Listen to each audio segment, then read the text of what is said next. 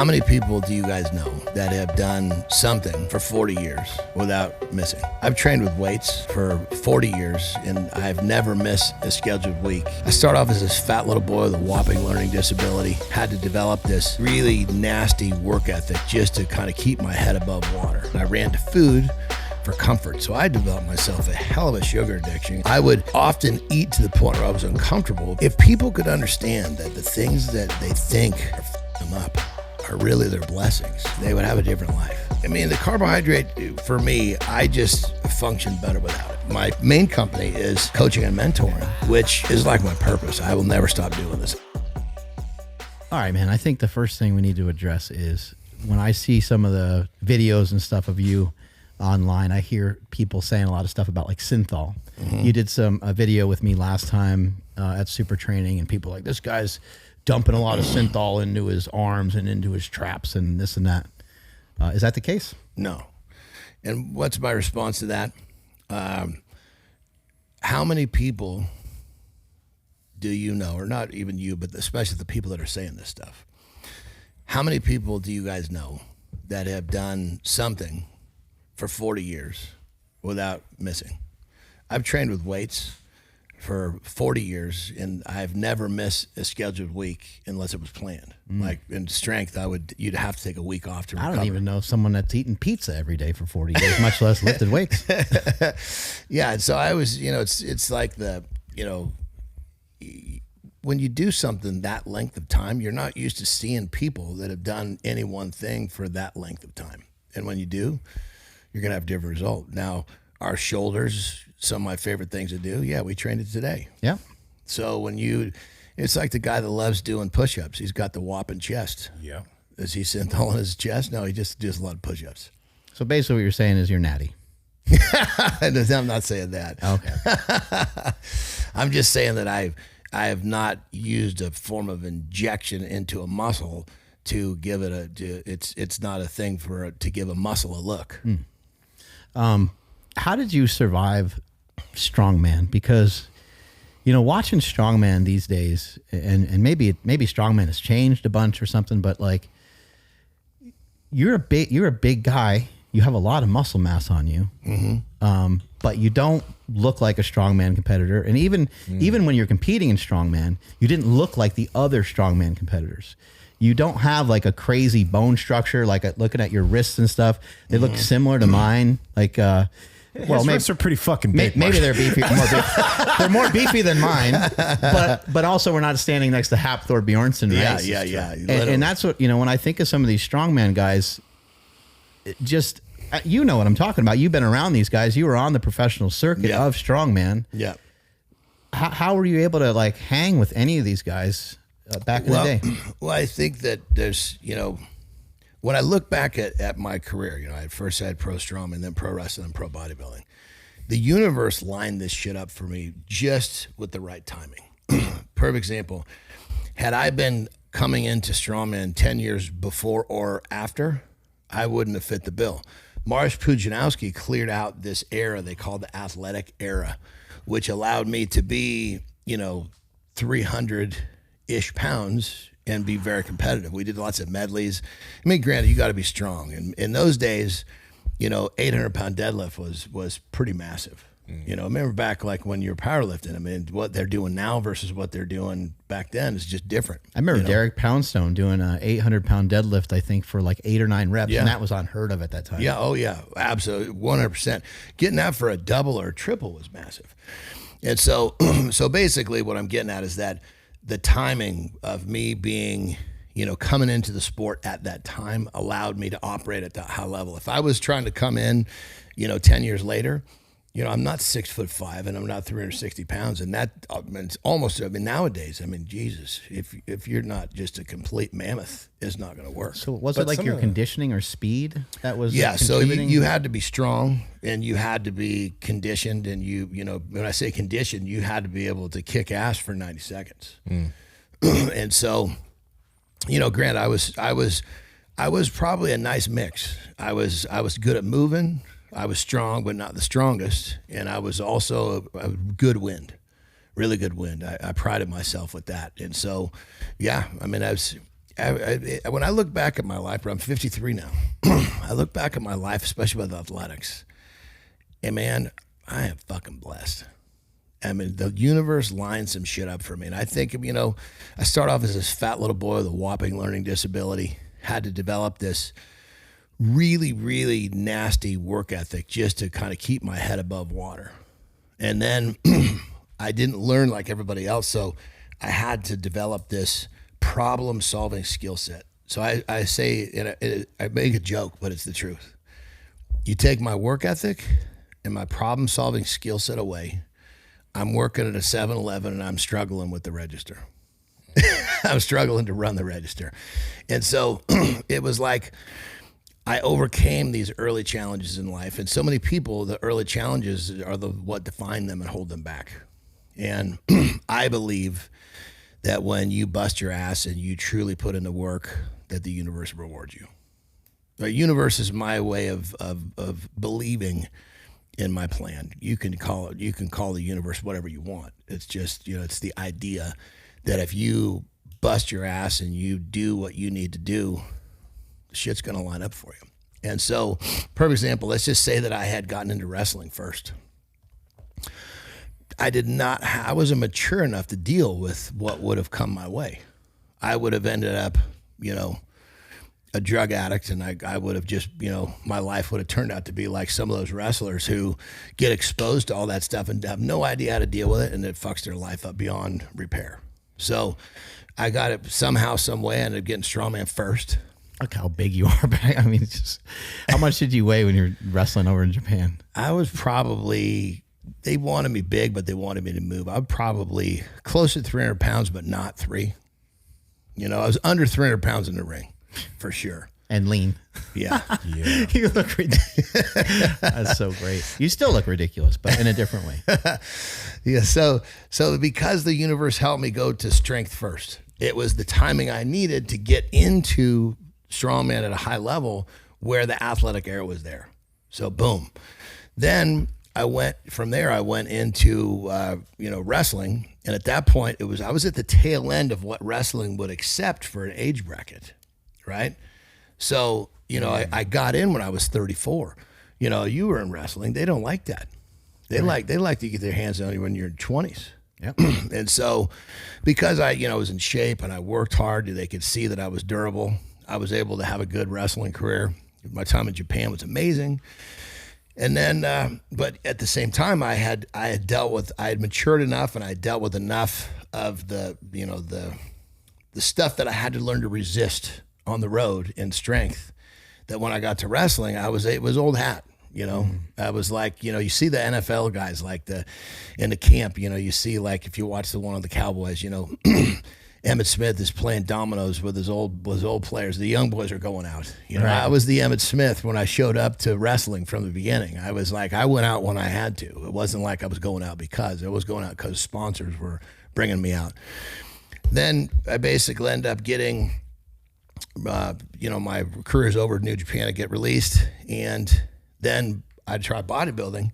Well, bodybuilding comes right at the time when social media started to perk. And so it was like I was able to parlay, what I'd done in bodybuilding and opening a gym, and then lean into social media, and then really turn into now my current company. My main company is coaching and mentoring, which is like my purpose. I will never stop doing this. I love helping people. People say, when are you going to retire? I just won't wake up one day. And so you put any of these out of order, I don't have the same, I would have gotten probably stopped in the run that I had if it was out of order. So again, man, the universe, thank you. How did you overcome that? And actually, specifically, when you were younger, what issues did you think you had with learning? And when you got older in your 20s, how'd you get over that? Because you mentioned when we were talking in the gym, you had businesses in your 20s that you managed to sell. Mm-hmm. Mm-hmm. Yeah.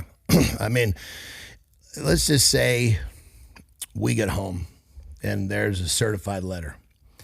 I'll open it up and I'll read it, and I'll bring it to my wife and I'll ask her to read it aloud to me, because my comprehension of that letter may not be good enough for what could be in that important letter. So it's again, my problem solving skill set. I've learned to do things my way. Yeah. And because I learned to do things my way, thank God, because, you know, when you're a kid, all you want to do is be like everybody else. Yeah. But when we get older, all we do is not be like everybody else. Well, I had to learn to do it my way from the beginning. That's why I've never had a job. Just for the record, I'm not allowed to open up any letters at my house. Wait, really? Yeah, just don't even touch them because I'm going to like rip it or like I'm going to mess it up. So I just, Shit, that's a good one. I have a skill set and I just stick to the skill set. That's a good one. Don't touch anything. I need to see if I can maneuver that one in my house too. That's good, brother. That's good stuff. I'm working on that one. but to answer your question, brother, I mean, it's what was wrong. I mean, only thing I know for sure is dyslexia because that's the only thing they could identify at that time. And even still, I could be reading and the word was turns into saw real quick. The first and the last letter will flip, and then sometimes it'll do it 2 or 3 times, especially if I'm tired. Gotcha. So, but again, man, I thank God that I had that stuff because it's my problem solving skill set. I overly simplify things so that I can be successful, and my ability to do that is what's made me successful in sport and obviously in business, and then. You know, obviously relationships as well. I've got a great family, and you know, just as we talked off the air, you know, I had gone through some stuff just recently in my life, which most people would have thought would have been probably like the worst thing that ever happened, but it was like a huge blessing. You know, I went through some challenges with my father, and because of the challenge I went through with my father, it helped me understand that I was doing some things with my kids and my wife that I didn't know I was doing. And because I went through that with him, it gave me that perspective to recognize it. It's if people could understand that the things that they think are fucking them up are really their blessings, they would have a different life. Yeah, it kind of sounds like you went through almost like a Scrooge moment. You know, the movie Scrooge, where he sees all of his kind of like wrongdoings, and then now you have opportunity to. You know, make things feel right for you, you know? Yeah. But so to answer your question, brother, in those days, they didn't have all of the, you know, oh, he's got this, he's got that. It was like, the kid's slow. Yeah. Let's move him over. And how slow it was. Here's a perfect example. Having the parent-student teacher meeting and, you know, I'm having fun. I'm thinking this is great. And then they tell me, hey, you know, you're going to have to go to a different classroom. I'm thinking, oh, great, new friends. And then I get this new classroom. I don't think any of these kids are going to be my friends. So these were kids. Some of them in those days, some of those kids were not going to have normal life. But I was slow enough that I didn't even know I was slow. Did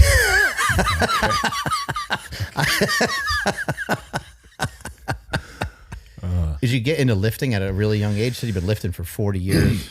So it sounded like you started lifting maybe like 12, 13 years old. Yeah, and realistically, I started before that. I just it wasn't consistent, so I don't give myself that credit. You know, when when it really hit, I was in my early teens, and it kind of started because you had to, because if you're going to play, and I think they should still do it today. If you play football or you play a contact sport, you had to lift weights for your PE. It was a protective mechanism, which I think should still be there. Yeah. And so when that hit, my mom was smart enough. Okay, we got to keep this kid busy. He's got to play. So I had to play sports year round. There was no choice. And so because of that, my PE was lifting weights. So the first couple of years was easy for me to be consistent because it was a class. But before high school was over, at that point it was all me. I was skipping class to go to the weight room. I was skipping history class to go into the high school weight room and train with my buddies during their class. So, how cool is it for you to see Strongman take off the way that it has and it being popular? And, you know, guys like Nick Best, you know, getting their due. And Nick, I think he just competed again. Didn't he squat like 705 like recently? Did he? I think so. In another competition. God, I know. I mean, he's dear to my heart for sure. You know, we've known each other a long time. You know, we actually crossed paths the first time, 1994 or something like that. Yeah. But yeah, I mean, anybody that's been in the sport that's worked their way to the top, all we want is the sport to be successful. We want the sport, because, you know, when you go to Europe, you know, in America, it's not the same here. you go to Europe and you might be in. I remember I was Riga, Latvia. I don't remember the year. It was this outdoor amphitheater. There's probably 12,000 people there, and they were going nuts. They loved it. Mm-hmm. And it's being filmed for TV. Every time I went to Europe, it was on Eurosport on TV.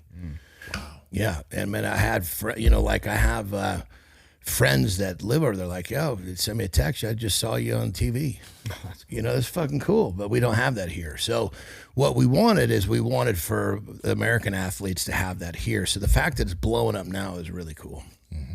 Really, Ryan Shaw's running his events, and his event is Arnold's growing blowing too. up, and all these things are blowing up. And then you're just seeing, like, even on social media, and Seema and I, and we interview a lot of people that do, like, they're into, like, quote unquote functional movements. And you start getting into functional movements, like, what's more functional than some of the strongman stuff?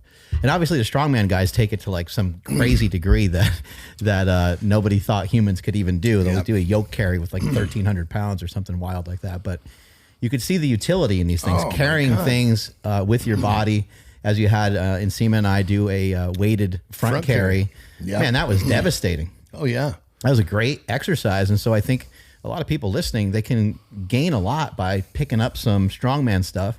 And maybe they're not necessarily trying to progress to be a strongman athlete, but there's a lot of great exercises in strongman that could be really useful. 100%. I mean, as simple as, picking up a couple of grocery bags with your hands and walking a distance, that's farmer's carry. Now, you don't have 300 pounds in each hand, but you'll be pretty surprised how quickly you'll get some benefit of walking with a couple of heavy bags of groceries. Yeah. And that's functional stuff. The front carry, it's holding a baby, it's holding, whatever. Baby. Yeah, heavy baby. Yeah. Like you guys are holding heavy babies today. Yeah. But yeah, and even like the stone, like, of course, we always talk about, of course, to lift properly with your back, you got to set your back and do all this stuff. But to lift a stone, you can't set your back. You have to be open and round. Because of how low to the ground it is, right? Yeah, you are completely like round, like humping dog round back, And the whole back, upper back, lower back, everything kind of rounded over? For a smaller guy, shorter guy like myself, for sure, because you have to get all the way around the stone. But what you're doing is you're training your back to be strong in this dangerous position, if you will. Yeah. And so, that was actually, strongman is being strong in a lot of weird places. And I say weird because they're just not what we know in terms of, traditional exercise in the gym. The gym is very north-south. Mm-hmm. Strongman is every which direction you can think about. Yeah. Got a lot of east and west and stuff in there too. Well, yeah. And think about CrossFit has picked up a ton of it. It's fun. There's something about when I can't tell you how many people have come to me and told me they loaded a stone, and the look they have on their face is like Christmas. They're so jacked up. It feels incredible. There's some sort of primal feel to picking up some of these objects. Yeah. And the weighted carry that you had us do today, that front carry, you're like, you feel it in your hamstrings? And yeah, sure enough, like right around the time you said you feel it in your hamstrings, they started to light up. Yeah. And then I got all the way to a point where I had to just drop it. And then Seema was able to make it with a little bit heavier weight too. Well, it goes your hamstrings to your glutes, and then once it gets in your lower back, you're getting close. Close. It's just climbing up. At some point, like when you're truly doing it to failure, you just find yourself not being able to stand up straight anymore, and you just the bag or whatever you're carrying will just kind of fold you over. It'll fall to the ground. Yeah, look at that guy picking up that crazy, giant ass stone. How heavy is that stone? Does it say there? It's Ryan? that's like 400 pounds, I think. Woo, boy. Yeah, and look at that. He's lightweight too. Yeah, and he's just a dude in a pair of work drawers with some suspenders on, man. Right. That's a cock strong dude right there. Absolutely. See, that's functional strength right there. I think it's cool. Like you have to contort your body into some weird way to figure out how to lift it. Yeah, he's got a twist. Look at that. Yeah. You know how easy is him to move a TV from one room to the next? Right. John, it's kind of funny. Whenever we bring up like sandbag stuff or this type of stuff on the show, we always get comments of people saying, why don't you just do manual labor, right?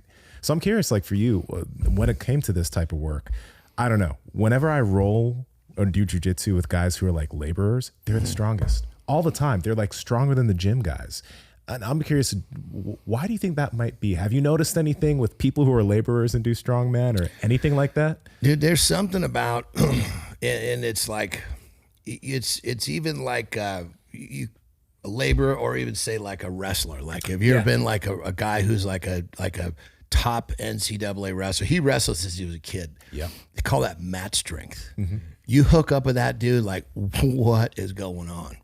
And he is strong in every angle, kind of like that guy that works with his hands. His hands are strong. So there's something to be said for, but keep in mind, that guy develops that strength doing manual labor over decades. You know, you want to get, we're talking about carrying a stone or a sandbag for strongman. That's a very specific task and goal. But there's no question about it. When you have a manual labor or somebody that works with their hands, or even like the wrestler for any length of time, like decades, there's a different type of strength that is built for sure. It must be like the repetitions too. Like it's every day, right? They're not like, I'm going to go, totally go train this today. They don't have that luxury. They got to pull that sheetrock every day. Let's just say that we went to go dig a ditch and we dug all day. Tomorrow we would be like, I don't know if I can do this again. Like the shit just won't work. Well, when you do that, it's kind of like with weight training. When you weight train over a length of period of time, your body adapts. So and it's not just muscles, it's tendons, it's ligaments. It's a different type of strength. Yeah, because I used to do a little bit of when I was in strength, I would do some work on the mat with some submission guys. Okay. And, they'd see me coming and they'd say, oh, he's going to be big, which of course I'm a big, strong dude, but I'm looking at this normal dude and hooking up going, what the fuck have you been eating? I'll have 2 servings of what you had for breakfast. But it's just that mat strength, or that, that labor strength, whatever you want to call it. But there's something there that is real, 100%. How much did you have to eat? Are you naturally a big guy? Like when you were, 300 pounds, did you have to eat like a madman? Well, or did you like it? Well, that's as a little guy, going back to where I had issues. So I got put in that class and I got picked on. Then I ran to food for comfort. So I developed myself a hell of a sugar addiction and a whopping eating disorder. Meaning, I would often eat to the point where I was uncomfortable because. Now, I don't know if you'd say it's because I hurt myself. I'm distracted from whatever happened that I didn't like. Mm-hmm. So eating to discomfort became very comfortable to me. So another way that the universe helped me because, to maintain over 300 pounds, man, you are eating. And if you're not eating into that point of pain often, it's very difficult. I mean, you talk to anybody who has put on any major weight, the hardest part is dealing with the eating and the pain that you have to go through eating. The gym is a couple hours a day. Yeah. The other 18, you got a gut ache. Oh my God. Yeah. Did you eat some junk at that time just because sometimes you need the calories, need the ice cream? There was times where I did. It would be like after my knee surgery. I was really connected to staying heavy because I'd worked so hard to get, I was like 315, 320, and I would work so hard to get there. And all of a sudden now I'm laid up, right? And so I really kind of came off the rails in terms of what I would normally do. So at night before I went to bed, literally Terry would make me a pound of bacon. I would eat the bacon first, and then I would eat a pint of Haagen-Dazs ice cream because it was just calorically, to wash it down. Calorically in a fairly small space, I was getting a shitload down, and that's where I was. I was literally at that point. It was a 6-month recovery, and that first month I wasn't able to do much. So I was like, I don't want to come out of this feeling like I've dropped 30 pounds. Was it really a pound of bacon? Pound. What's the calories? Yeah, that's a good question. Pound of bacon. And it was like the Haagen-Dazs was just, it doesn't matter what flavor it is. That stuff is just straight heavy calorie. It's got to be a couple thousand calories just in that Haagen-Dazs. But the bacon and the ice cream is kind of nice. It was good. It's a good contrast. You got the salty and the fatty, and then you got the Ryan's looking up the calorie content. It says a pound of bacon is 21 to 2,200 calories. And so it's probably 4,000 calories I was knocking down right before bed. In those days, I was having a hard time sleeping. So So I wonder why. Well, so I'd take an Ambien and then eat this stuff. So I'm like goofy and eating this stuff. It was like a different world, man. I'm like on a different planet. Like, man, I don't normally eat like this, and I'm freaking feeling high as a mother, and I'm eating all this bacon and ice. This is pretty cool. This sounds like it should be an ebook. The bacon and ice cream diet. I can't say that it helped my condition, but it helped the scale stay over 300 pounds. And then more recently, you've been losing weight and getting leaner. Yeah. Well, my physique. People ask me all the time, it's like, what are you doing? I say, well, my physique has always served me for what I'm doing. When I was in strength, I had to be as big and as strong as I could be. Wrestling, I had to have a look, but I also had to be strong. I was picking giants up over my head. I picked up a 380-pound dude over my head at the Tokyo Dome. Yeah, I had to be strong to do that. The thing about it, the poor guy, I had a hold of his nuts to keep him up there. There's not really a handle, so yeah, you got to kind of grab the nuts or the crotch of some sort. So then obviously in bodybuilding, you got to be, big and lean. Excuse me. Now I'm not really a competitor anymore. I'm more focused on my businesses and, my family and just having a great life, quality life, and being healthy and enjoying my training. So, being 275-ish pounds doesn't serve the same purpose. So my training, like we talked about, I enjoy it. I don't have these set numbers I'm working for. I judge my effort. Do I feel like I got a good workout? Yes. And as we get older, we start off, we start gaining and then we start losing. I'm 53. I'm on the backside of the mountain. So it's just kind of coming off little by little. But then with me being more focused on being lean, it's, my body weight is coming down, but it feels good to be. I've been over 300 pounds for decades. Now, goodness, it's just, I'm far less than that. I don't really watch the scale too much, but how do I feel is what I judge, and how do I look? And it's so I guess when it comes down to my physique is serving, just me living a better, more, I guess you'd say, more quality of life, being a businessman, being a mentor and showing people too that, hey, you can go from being 300 pounds. At some point, I'll probably get down to probably 225, 230 pounds. But it's not like I have some goal of getting there. I just want to keep dialing in. And it's part of the fun too, is I'm always tweaking and twisting as you are. We're always playing with our diets to find out what works and different methods. And that's part of the fun too. Before I was fairly limited because I didn't want to lose. Now I don't really care if I lose. Of course, I want to hold on to muscle. It's hard to build. But it's fun finding different ways to peel off fat. Has carbs creeped back in? Because I know you were not eating a lot of carbohydrates. I know that during your strongman days, you ate some carbs. You talked about the bacon and ice cream. And I know obviously in your bodybuilding days, like you're going to utilize, you talked a lot about carbohydrates as a tool and performance enhancement and stuff like that. Yeah.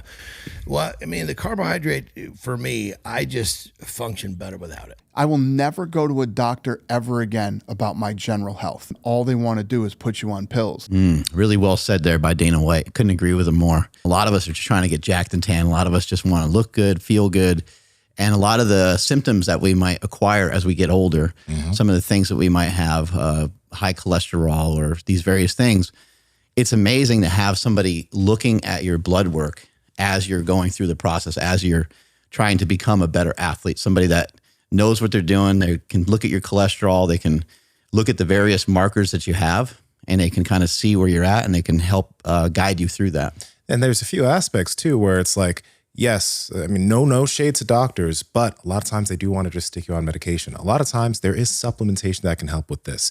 At Merrick Health, these patient care coordinators are going to also look at the way you're living your lifestyle, because there's a lot of things you might be doing that if you just adjust that, boom, you could be at the right levels, including working with your testosterone. And there's so many people that I know that are looking for, they're like, hey, should I do that? They're very curious. And they think that testosterone is going to all of a sudden kind of turn them into the Hulk. But that's not really what happens. It can be something that can be really great for your health, because you can just basically live your life a little stronger, just like you were maybe in your 20s and 30s. And this is the last thing to keep in mind, guys. When you get your blood work done at a hospital, they're just looking at like these minimum levels. At Merrick Health, they try to bring you up to ideal levels for everything you're working with. Whereas if you go into a hospital and you have 300 nanograms per deciliter of test, you're good, bro, even though you're probably feeling like shit. At Merrick Health, they're going to try to figure out what things you can do in terms of your lifestyle. And if you're a candidate, potentially TRT. So these are things to pay attention to get you to your best self. And what I love about it is a little bit of the back and forth that you get with the patient care coordinator. They're dissecting your blood work. It's not like you just get this email back and it's just like, hey, try these 5 things. Somebody's actually on the phone with you going over every step and what you should do. Sometimes it's supplementation, sometimes it's TRT, and sometimes it's simply just some lifestyle habit changes. All right, guys, if you want to get your blood work checked and also get professional help from people who are going to be able to get you towards your best levels, head to merrickhealth.com and use code POWERPROJECT for 10% off any panel of your choice. You know, if I do have the carb, like if I wanted to use some like rice, if I'm going to use a carbohydrate, it's going to be white rice. It fills me out well. I don't really feel terribly well. You know, I feel better without the carbohydrate. It inflames me. Like I can feel my joints get a little tighter. But for the most part, I'm happier with red meat, eggs, and, you know, very, very micronutrient dense green vegetables. And you've been doing that for a long time. And I remember interviewing you for Power Magazine years ago, and you were having, I think, like 400 or 500 grams of protein a day. Do you still do that? Well, there was one period in bodybuilding where I was, you know, eating primarily protein. I was doing 600-700 grams a day. I never heard of that from anybody else before. Yeah. Well, I mean, when you're trying to, you know, I was 300-ish pounds in a little over 300 pounds in the off season. I want to start peeling it down. The only thing you can do is remove fat. You don't want to really remove calories in the beginning. So you're just taking, and keep in mind, 1 gram of fat is more than, calorically is more than 2 grams of protein. So every gram of fat you throw out, you're putting in, 2 grams of protein. So if you got 100 grams of fat, and you just want to convert it to protein. So like putting 200 more grams of protein in. And you're eating 700 grams of lean protein? Well, I mean, when I was in those days when I was getting the protein that high, it would be when I'd be pulling fat out, replacing it with protein, because your body will burn a lot of fat. So you're eating like white fish, like 700 grams of protein from like white fish, chicken breast? It would be more chicken breast, egg white, stuff like that. No shakes to like get more protein in, or there was a period of time where I realized that the protein shakes were actually holding back my digestion. Really?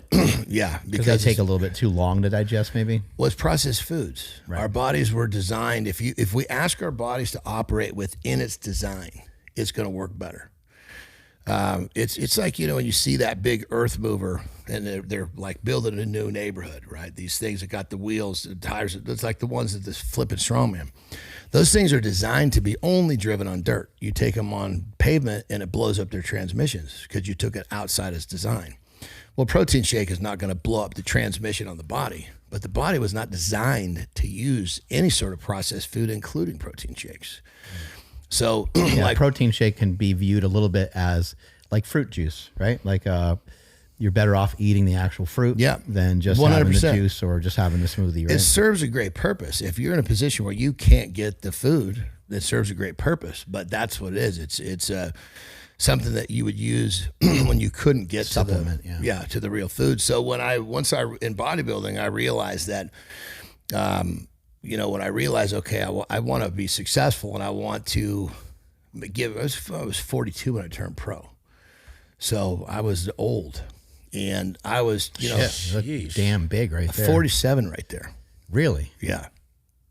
Yeah, that was a Chicago pro. I actually placed terribly at that contest. Really? Yeah. Look at my legs. My legs never came in.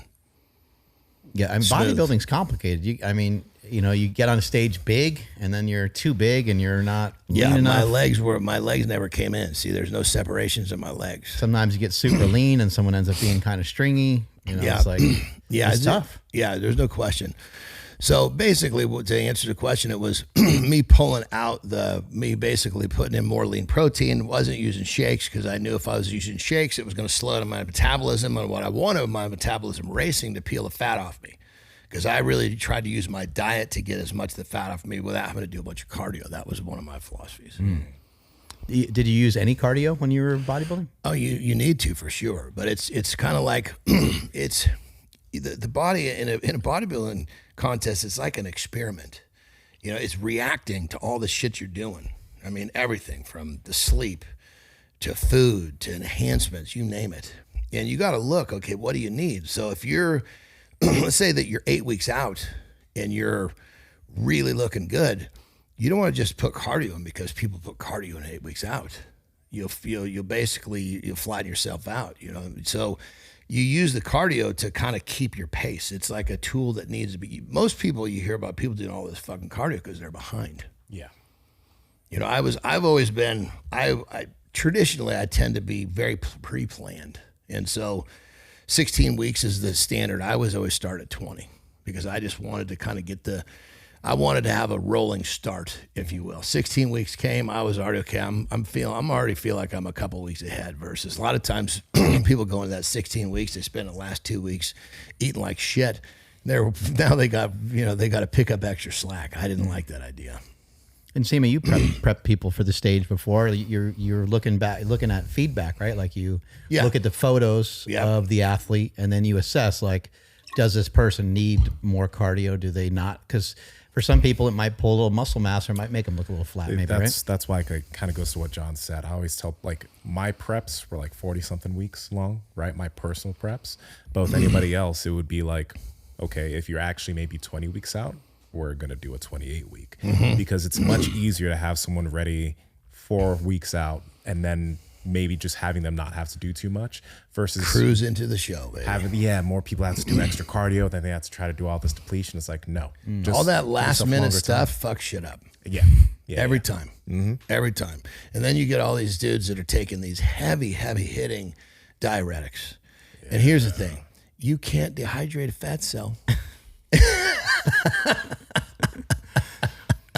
So that was, but yeah, bodybuilding it's just every time it's like a science experiment. I remember when I was wrestling, people were always like doing pro wrestling. People were always warming up in the back and trying to get like a pump. And a couple of the guys that were like really jacked, they were like, "You either got it or you don't." I just remember remember how disheartened like these other guys were. They got their rubber bands and they're like doing their stuff, and they don't really have a lot lot of muscle.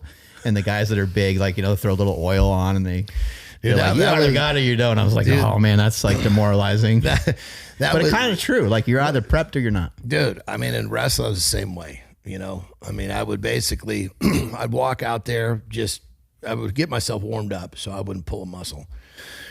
But I was big enough that I had that shock effect coming through the curtain, you know, coming down the ramp. And as I got in, I got pumped up. It just made more of a show. But I mean, it's for the guy that thinks he's going to pump himself up and give himself a totally different look, he needs to do more preparation. I always found it interesting with you that you have a big engine, even though you're massive. You know, some of those wrestling videos and some of the videos of you doing strongman, and you were just sharing with me how you're one of your dates with your wife. You guys were running the stairs and stuff like that. First date. Yeah, you've always had this crazy ability to have this great conditioning. Is that something you have worked on a lot? Like, where's that come from? Goes back to the beginning, man. You know, I developed, remember, you take two things away. I'm not here. Work ethic being number one. And so I always have worked hard. And when you work hard and you don't stop, it's like, as most people, you figure, this is pretty classic. Guys will work hard and then they'll stop, they'll take a break, you know? Well, so what you developed just fucking went away. How about if you just keep going and you just keep developing that? And that's me. I haven't, again, 40 years, I haven't missed a scheduled week. I mean, I've had a few days that get off here or there, but then that goes back to the Synthol thing. We're talking about 40 years of accumulation. It's very different than a guy that gets in shape and gets out of shape, gets in shape and gets out of shape. He's just trying to get back to where he was. I'm always trying to get to the next step the next year, and I've done that for 40 of them. It's kind of like the Michael Hearn effect. Yeah. Nick Best, you put those guys in those you never categories. stop. Stan Effort. That's it. You never stop, and because you never stop. Your level just keeps getting better and better versus this. This is where most people live. What's the name of those stairs? Maybe Ryan can try to look that up. The Larkspur Stairs. And that's like near Stinson Beach or Not too far. It's actually in Larkspur, which is in Marin County. Marin County. Okay. Yeah. Yeah. Yeah, there's like these like folklore around Jon Andersen training because he used to train a lot of strongman athletes. But there's these stairs in this particular area. Hopefully Ryan can find a shot of them. But he used to run these stairs, and I would hear from like CrossFitters. There they were. There you go. I would hear from CrossFitters in the area. They're like, "There's this guy.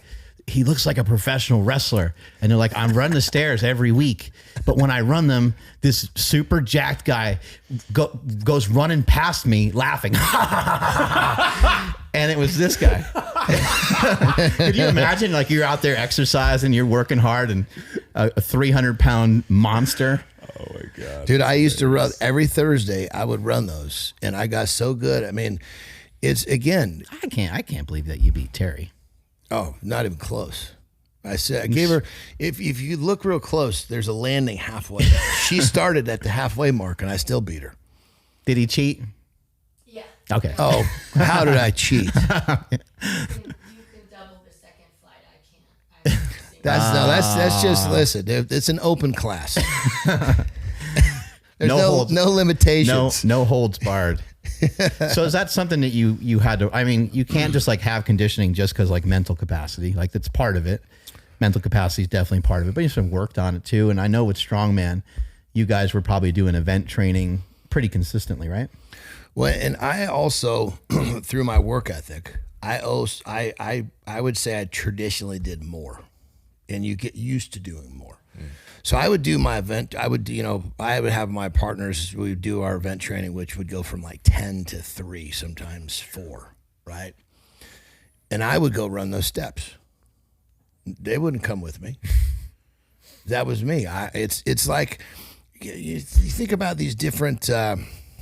The first name that comes to my mind, I don't know if it's correct, Jovanovic. He was a quarterback, USC, Oakland Raiders, right? Had a dad that just made him. Just did more work than everybody else, and that's how he outperformed everybody. He would finish with practice, and his dad would make him run home 10 miles. And so because he did all of this extra work. Marinovich. What did I say? You got it close enough. I had the Jovanovic. bitch. That was the bitch. The yeah. bitch is what I needed. Yeah, he ended up winning the Heisman Trophy, and so, I mean, unfortunately, he got like addicted to drugs or whatever. But yeah, but if you look at these guys, that it's like they do more, but they've done more so long, it's normal to them, and that's me.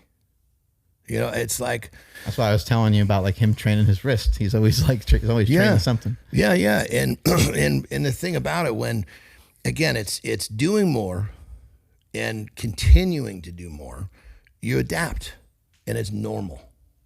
Now, staying in good shape for many people, that's not normal. They're in shape, out of shape, in shape, out of shape. Thank God I was a fat little boy and I didn't want to be fat anymore, and I got in shape. I said, I'm not going back. You know, again, I love the fact that I had this tough start, because almost everything that I did in my life, I can connect to that tough start. You know, so again, message though, you know, if you think that you think bad shit defines you in a bad way, it's because you've allowed it to. It's actually a blessing. Damn. You teach people about nutrition on your Instagram, and you talk a lot about these different recipes. Terry nearly vomits every time I bring it up. How have you shared nutrition in your household? How have you guys, because you guys both bodybuild and you both look amazing, both have tons of muscle. How have you shared nutrition with either your children, and now you have even like a grandson? How have you shared that? Because it can be a delicate balance, you know. Sure. Hey, don't eat that. You know, then the kid maybe gets curious and wants to eat that. So how do you balance that out? I mean, really what it came down to is we led by example. We try not to force things down their throat, but, you know, what was prepared for dinner is what they ate. And, you know, I'm sure when they left the house, they went to friend's house, they ate what they want to. But now that they're all grown, they are so thankful. They're like, you know, we know what to do. We know more of how to eat well than 99% of people. And it wasn't like we forced anything down their throat.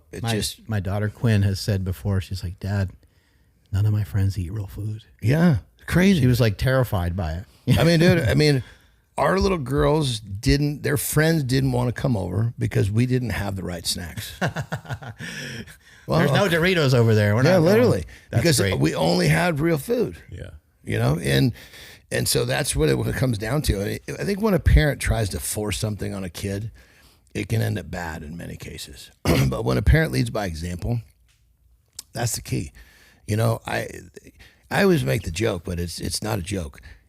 Kids don't give a shit what you say. They imitate what you do. And the question you got to ask yourself, if you're a parent, are you giving them something great to imitate? That's a bar. That's incredible. Is there anything that, because you mentioned processed foods, is there anything else that you avoid purposefully?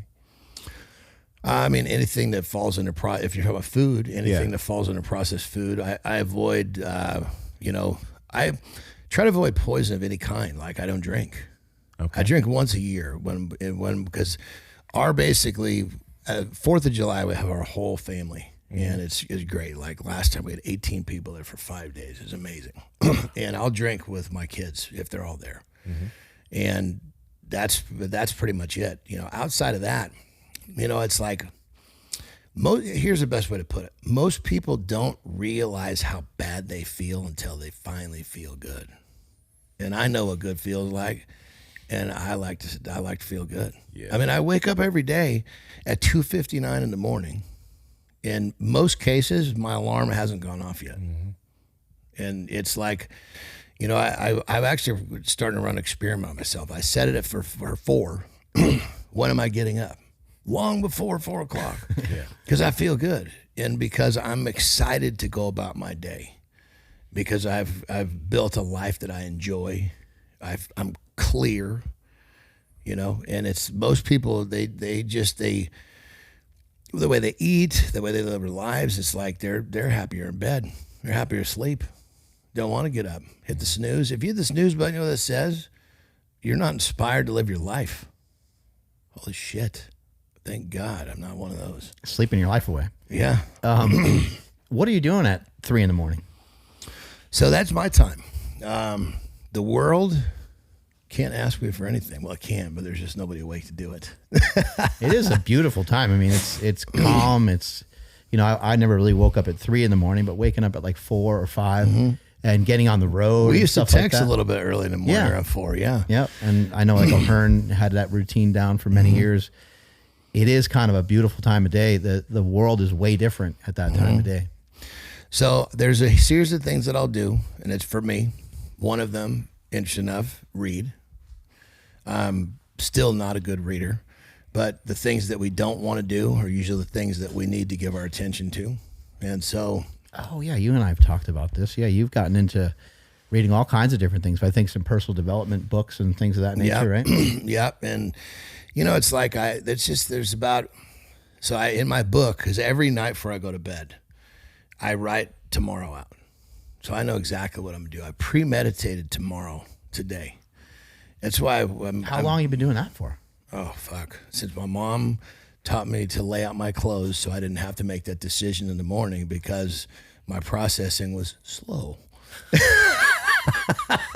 So the only way you're going to be ahead is to be 24 hours ahead. Yeah. So I literally, and I used to get in trouble sometimes because I started to really understand how good it felt to be ahead. Yeah. And I would start fucking putting my clothes on the night before and sleeping in my clothes. She would get so mad at me. God, she said, John, you got to stop doing it. Your clothes are all wrinkled. Wow. But that's when I really started to realize, holy shit, this feels good. Yeah. And so that legitimately is a hack. I've been doing that for many years too. Putting my clothes out. It's sometimes. Oh yeah. Sometimes I thought you were talking about sleeping in your clothes. Oh yeah, sleeping. My cousin used to do that because she's a teacher and she would sleep in her workout clothes because in the wintertime she lives in New York. Just the thought of getting up and it being cold and everything, she was like, F that, I don't want to do it. And so she wouldn't go to the gym. But then she started to develop the routine of just putting it on before bed. Her husband is always like, what are you doing? Yeah. Well, I realized pretty early on in life that I am much better off when I know what I'm doing. You know, I'm not that guy that wakes up and just kind of figures shit out. I mean, my problem solving is I guess you could look at it two ways. Well, why don't you're a good problem solver? Why don't you just get up and figure out what to do? Well, I problem solve at a deeper. I know that that's not where I'm strong. So my problem solve is how do I make myself strong? And that's basically premeditation. I premeditate a ton of my life. So I started, I got out of college. I said, never had a job, right? Straight out went to my first couple of businesses failed, of course. That's the way it works. You know, my very first business was actually meal prep. It was just a couple of decades ahead. Nobody, because, protein powders had just hit the market. Okay. So I was literally fucking making the little things with chicken and rice and broccoli, but everybody's like, well, give me a Metrex. Right. But anyway, so all the way back to 1994 is when I graduated college. I have a book. In the book, each page is a day. And I still have the books. I have every book. And I still like the books in the car. I mean, and I write in that book. The left column is my schedule, right? The next column over is things that need to be done. The next column is the calls. The far column is notes about the day. And I've been doing this every day since 1994.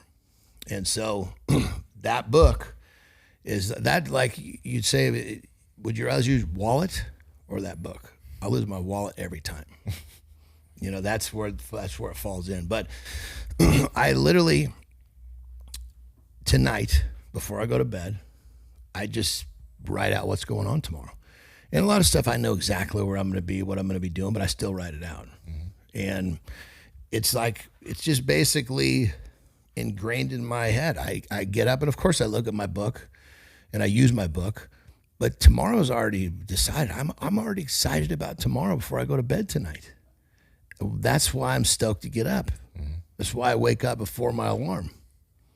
So this is the problem solving stuff that I'm talking about. It's more of like, think about like our lives are filled with areas, don't call them problems. Let's just say they're areas that need solutions to be better. And I got nothing but solutions. And that book is a huge part of my solution making. And so, yeah, that's really, really, it's been a staple of me since 1994. And nothing's ever made you like fall off of that routine. That's always been there for you. Kind of like lifting has. No, never. Wow. Never. Well, I mean, you figure like this, if something's working really well, mm-hmm. why would you stop? That's something that kind of kills me with people. I'm making all this great progress. Now I'm going to take a break. What? Why would you do that? Hey, man, depression can hit people from time to time. But depression, 100%. And I've dealt with plenty of that too, mm-hmm. But part of what keeps me where I need to be is to not let is to keep my brain in that positive space, in that state of gratitude. Like part of what I do at the bottom of the book every morning is I'm going to write out the stuff I'm grateful for. So I put right in the beginning of the day, I train my brain to go into a state of gratitude the first positive, thing. Yeah. And when you do something every day, your fucking brain just does it by itself. Yeah. So, and a lot of times there's 1,000 reasons why depression can hit somebody, but in many cases we're finding out is the way they live their life. Yeah. So that book is like the root of how I live my life. I think, a lot of times someone will get down and they'll maybe, drink alcohol or something like that. Mm-hmm. Somebody that is addicted to alcohol, they know, everybody else knows that probably the worst thing for them to do in that situation is to fall off and have another drink. Mm-hmm. But sometimes these things just happen. But if you can figure out a way to stick to the positive, to stay on that positive side, even when you don't want to, even when you are feeling these little bouts of depression, you can say to yourself, okay, the worst thing that I can do is go back to the thing that's dragging me down, the thing that's not allowing me to move forward in my life. And if you can flip your brain over to that gratitude side, it really can change a lot of your emotions and change your whole day once you, just that little perspective shift. It sounds, it maybe doesn't sound like it's true, because some people get in really rough spots, but you've been in rough spots. Mm-hmm. We've talked about that before on the show. I think you ended up taking some painkillers and some different things. I've and you been had through tremendous back pain because you had these back surgeries and stuff. And I've been through some massive addictions. There's no question about it, you know, and with addiction comes a lot of potential depression. You know, I mean, it's brutal. And I wasn't addicted a little bit. I mean, I'm talking about I was on pills for a couple of years, you know, it'd get on and off. But you know, either way, you know, it's so true. Here's another one that I love to say. If a man trained his if a man trained his brain like he trained his chest, he'd have whatever he wanted in life. Nice. That's great. This is the truth. That's right. That in that my gratitude stuff, actually it's a little different. It's actually something I teach my clients. I call it P3 to keep it real simple. This is just the kind of the front door as it goes deeper based upon the development. So the first thing is, what do I not want to do today I did yesterday? I'm going to remove one thing. I fucked up say somewhere. that again? I fucked up yesterday somewhere. I did something yesterday that if I don't do again today, my life will be better. What is it? And let's write it down. Not going to do that again today. And it could be as simple as, like, you know how many times I wrote down, don't stand in front of the refrigerator like a dipshit when you're not hungry? I've wrote that down hundreds of times, right? Then the next thing is, that's the first one. That's the purge, remove. Then the next one, the P2 is basically the purpose, right? How do I intend to behave today so that I can get a little better? And in many cases, I'll recommend that the first one, there's two of those. Because there's two, the P2, that's the second P. The first one should support an action to support P1, the removal. So like when I'm standing at the refrigerator like a dummy, and I catch myself, go read it. Do something productive. It'll get my mind into a self-productive place, a self-improvement place versus a self-loathing place.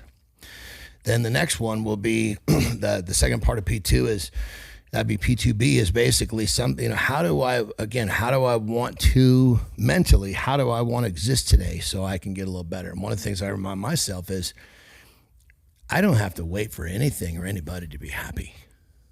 I can be happy right now. It's a choice. And so then the third P, that's basically the gratitude. That's positive, grateful, happy.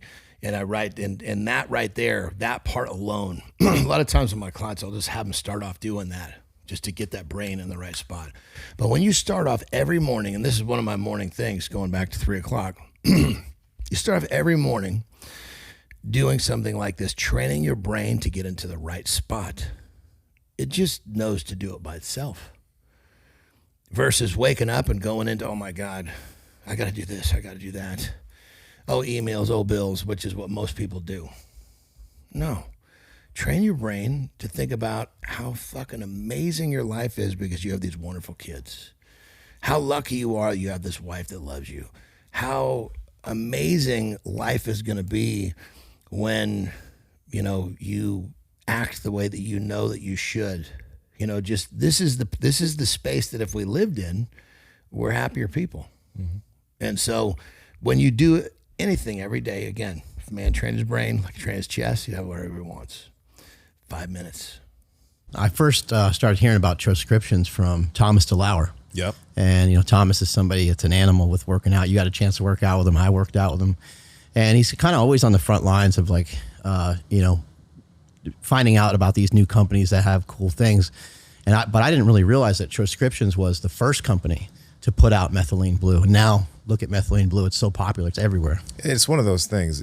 If you guys listen to this podcast, I'm very iffy with the supplements that I take because there's a lot of shady stuff out there. You got to be careful. The great thing about Transcriptions is that when people want to get Methylene Blue, usually they'll go on Amazon, they're going on these other sites. It's not third-party tested. It's not dosed. A lot of people end up with toxicity from the blue that they get because there's no testing of it. Transcriptions, they have third-party testing for their products. It's dosed, so you know easily what exact dose of Methylene Blue you're getting in each troche. So you're not making some type of mistake. There's not going to be anything in it. It's safe. You can have it dissolve and you can turn your whole world blue if you want, or you can just swallow it. They have two different types of Methylene Blue. They have one that is, I believe, dosed at 16 milligrams, and they have another one that's dosed at 50 milligrams.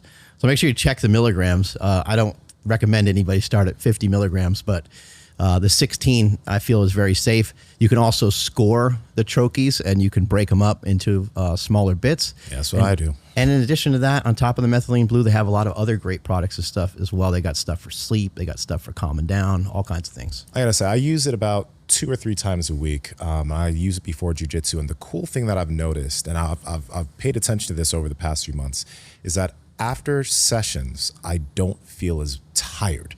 So it's almost like I've become more efficient with just the way I use my body in these hard sessions of grappling. And it's like, cool, that means that, I mean, I could go for longer if I wanted to, and my recovery is better affected. It's pretty great. I know Dr. Scott Schur, we had him on the podcast, and he talked quite a bit about how he recommends methylene blue to a lot of the athletes that he works with. Yeah. And they're seeing some profound impacts. And one of the things I've heard about it is that it can enhance red light. So those of you doing red light therapy, or those of you that have some opportunities to get out into some good sunlight, it might be a good idea to try some methylene blue before you go out on your walk or run outside or whatever activity it is that you're going to do outside. And this stuff is great, but please, like, first off, they have that stuff for staying calm. They have stuff for sleep. But remember, this stuff isn't a substitution for sleep. This isn't a substitution for taking care of your nutrition. This is supposed to be an add-on to all the things that we already should be doing. And it's going to make things so much better if you're doing everything else too. And I think this is just a little different too than just adding some magnesium to your diet. I think this is a little different than... Yeah. You know, treat these things appropriately. Make sure you do some of your own research. But if you're taking medications, SSRIs, you better talk to your doctor first. Don't be popping these things. And if you're taking any medications at all, it'd be good to double, triple, quadruple check and make sure that you're safe. Transcriptions has a lot of great things that you need, so go and check out their website when you have the opportunity. Strength is never weakness, weakness never strength. Catch you guys later. Takes longer to train your chest. It becomes habit, though. That makes total sense. Well, and you think about it, let's just say it takes you an hour to train your chest. Mm-hmm. Okay, so divide an hour by 7. How many minutes is that? Still easier to train your brain. You're saving 3 minutes a day. Mm-hmm. Very true. I think what you said about getting your brain in the right spot is like an interesting thing. We do practice it. We do practice getting our body, into the right spot. We talked earlier about strongman and picking up the stones and how you're, potentially lifting from this like dangerous position. Yep. But you're intentionally training that. Yep.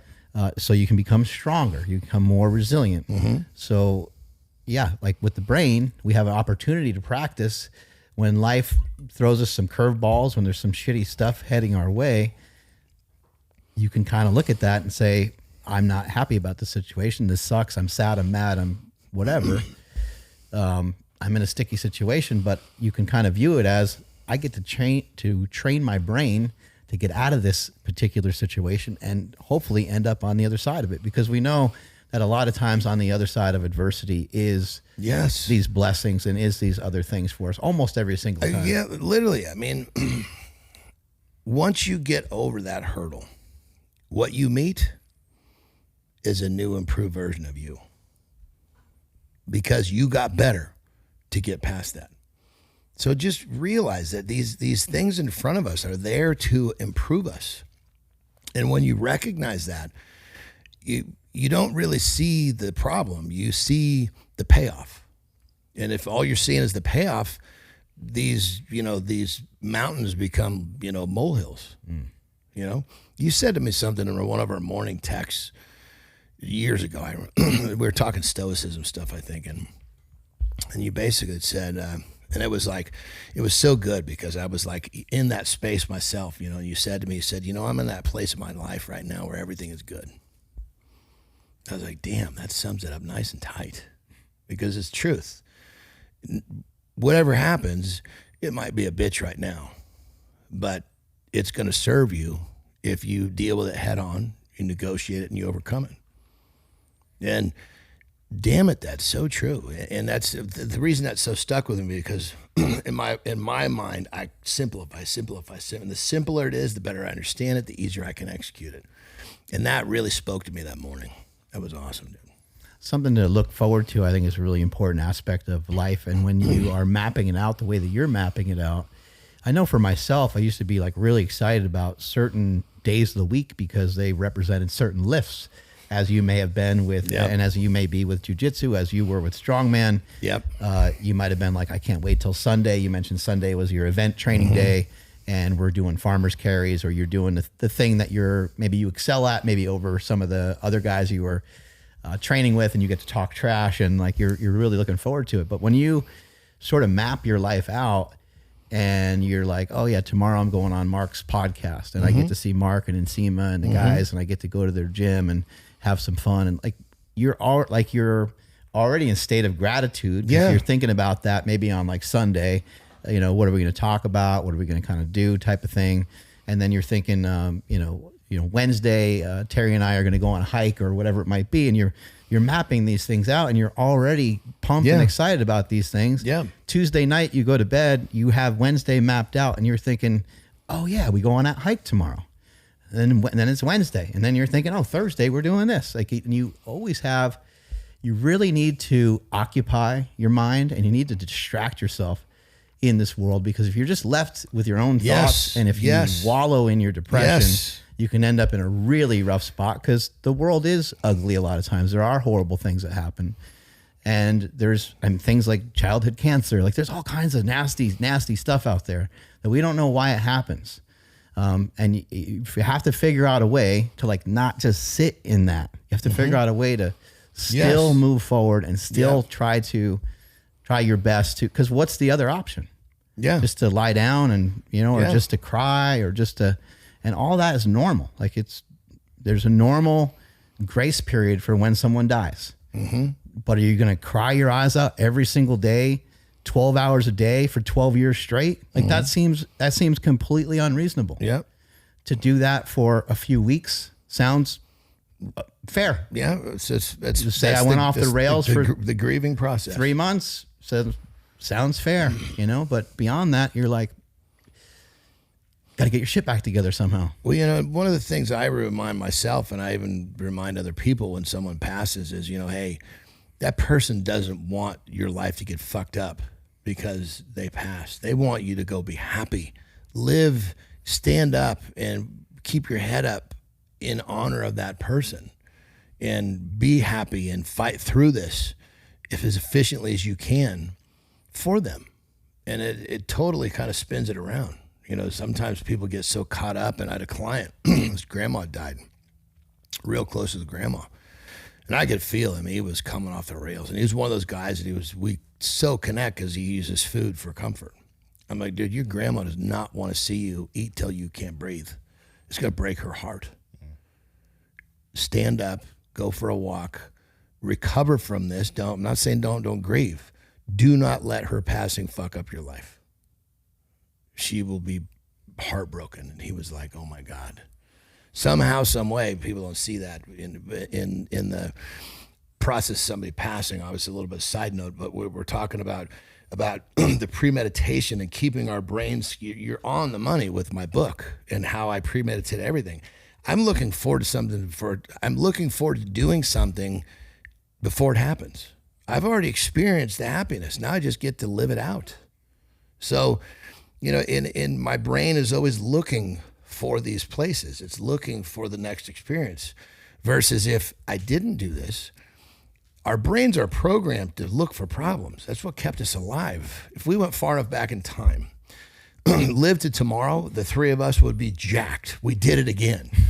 Well, it's because our brains are scanning our surroundings, looking for the problems that are trying to eat us for lunch. Well, that's where we're programmed. So if we don't intentionally override that programming, guess what we're doing? We're spending all fucking day looking at problems, which, as we know, doesn't lead to a very happy person. Yeah. So what do? We're intentional about training the brain to look for gratitude, look for happiness, look for all of and for me, the pre-planning, the premeditation, that works for me. The food being a solution, that's something that you said you've struggled with. A solution? You mean like a negative solution? Yeah, negative solution. Okay. Exactly. Negative solution. What are the ways that you've tried to curb that, and what are the things that have managed to work for you? Oh, brother. Well, Well, we're gonna fast forward through this. So basically, in the beginning, the food was my comfort, and that was my first addiction. Sugar was my first addiction. I had no idea how addictive of a behavior of a personality I had till it turned into drugs. But but either way, so through my work ethic and my problem solving skills, I learned to develop the discipline to manage my food issues. Yeah. Now, recently, I actually have found a totally different way, which is something I'll uncork right now. So I actually started a peptide company. And the reason, what's the name of it? Max Performance Peptides, maxperformancepeptides.com. And it's two things. I mean, number one, I started it because obviously I had the interest of using peptides, but didn't really know a solid place to get them. I started with clients and friends. And so I developed two really, really good personal relationships with two suppliers. I literally have their I can call them. I talked to one of them this morning on the phone. So I could keep my finger on the pulse of them basically and making sure that what they're doing is up to par, because it's the Wild West. Mm-hmm. Anyway, but the real value of the company is it's not only a safe place to buy, we actually have a community. So that green strip at the top, if you go to the top of the homepage, the green strip at the top, if you click that, it takes you to the community. So then you can basically join this thing and you can learn. And you can get questions. You basically have access to ask questions 24/7 with weekly live streams. The thing is just filled with information. So it's not just here, buy this. It's let's learn the information you need to help it really serve you. There's a lot of new peptides coming out all the time, and it's hard to keep up. Yeah. So basically, fast forward to your question, brother. I mean, granted, peptides have helped like some issues I have with shoulder and nerves, but I didn't even really know much about this peptide, which I'm going to mention here right now, until I got into, working on my company. It's called Retatrutide. It's a GLP-1. So for those who don't know, going back to the very beginning, it was the very first one was Ozempic, then it went to tirzepatide, then Retatrutide. So this is the third generation. The first generation, and keep in mind, these are just tools. In the medical field, I don't think did a very good job at helping people understand how to use these tools, which was part of the problem. If you're given a gun and you're not shown how to be safe with it, you might shoot your foot. Yeah. So that's what happened a lot. Anyway, Retatrutide. So as I start to get deeper in it, and this thing is brand new. It basically in the studies, what it did was it helped people not only with their issue with food, but they also figured out that the people that were having trouble with their food issues, that had addictive issues, other ones like gambling and alcohol, they stopped gambling, they stopped drinking as well. Oh, wow. So there's something, and I'm not totally down with the science. I'm more in touch with the studies and the results. There does seem to be a rewiring of your brain. Yes. Well, and that's what I'm getting at is that, so Retatrutide basically doing something to the brain, doing something to the addictive center of the brain. And the way a peptide works is it's basically sending, we have messages in the body like, hey, when Sema goes to sleep, pituitary gland release some growth hormone. So you can take tesamorelin, which is going to send that message, but just a better message. That's kind of what a peptide is. So we all have this message in the addictive center, but me personally, mine is clearly not very strong. And so Retatrutide, obviously learning how to use it is a big part of it. It turned off my food noise like a goddamn light switch. I mean, which it sounds great. So I'm not standing now when I'm doing my remove, I don't have to write, don't stand in front of the fridge like a dummy anymore. And I don't have the same viewpoint on food, right? And what you're saying, Mark, is totally true. It's teaching my brain or rewiring my brain to look at food differently. This weird sense of urgency it's like, okay, yeah, that I need to eat that, or it's almost like taking this freaky deakiness, that thing, that addictive nature away from nourishment. But here's the thing for me, and I can only attest to, me personally, I can only say what I know for sure because it's me. But the major value for me in this thing Granted, it's easier in terms of my discipline. I don't need to use nearly as much of my discipline to not eat bad foods anymore, which is great. But the real value came when I realized that I was using about 20 to 25% of my mental bandwidth to manage this problem. And I've been doing this my whole life. I didn't even know it. It's just what was necessary for me to do what I do. Yeah. Well, all of a sudden that bandwidth is free. Holy shit. That's a lot of thoughts. We have 90,000 thoughts a day. Well, 25% of that, those aren't taken away by food anymore. Holy shit. But here, it gets better. So not only can I be, more intentional with the shit that I'm doing because I have more thoughts to give that are not taken by this addiction issue. Now when I'm with my wife, see, after 6:30, 7 o'clock is my last meal. Usually, after that time, I'm fighting like a mother not to fuck up with food. Yeah. And we spend time together at that time. So now, when we're spending time together, I'm not giving away 25% of my attention to this problem. It's all going to her. So I can be more present now than ever before with the time of my wife after food is done for the day. That is massive. I didn't even know this was possible.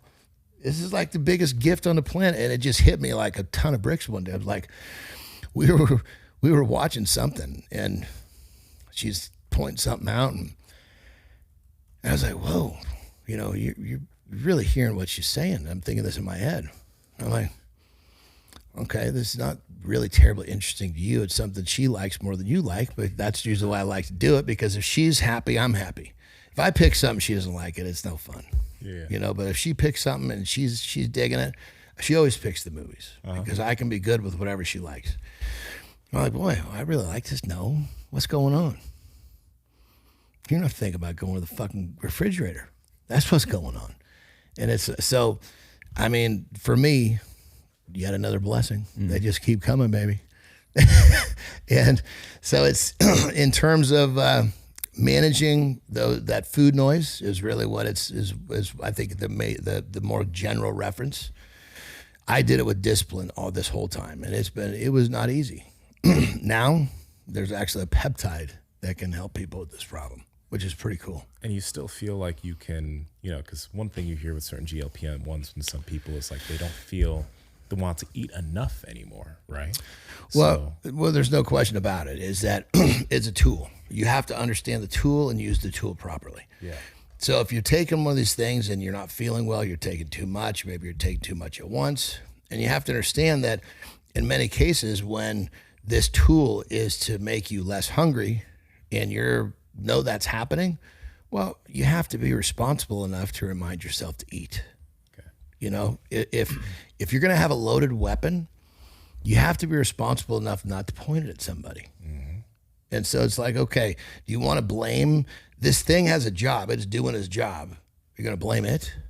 Well, now granted, if you weren't instructed how to use the tool properly, blame who didn't instruct you how to use the tool. Some properly. of the studies on some of these things too, what they'll say is they'll say, people lost like 30% or 20% of their body weight in like 12 weeks. And what I say to that is, what's the hurry? Yeah. What's the rush? Like that's awesome that it does that. But my thought process immediately goes to like, do you need to take that much of it? Like if you take a little less, okay, the results will be a little slower.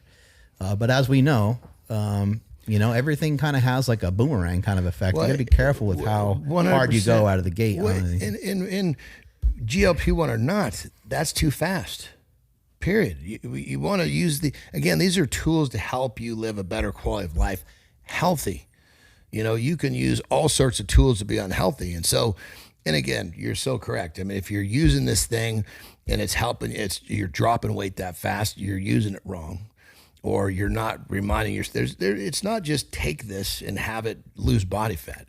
You take this and it's going to make you not eat. And if you don't eat, now all of a sudden you got a malnourishment problem. How many clients I've had come to me? You have to go after protein and so forth, right? I've had so many clients come to me that have been on Ozempic or Tirzepatide, And the biggest problem I have with them, I get them feeling better right away.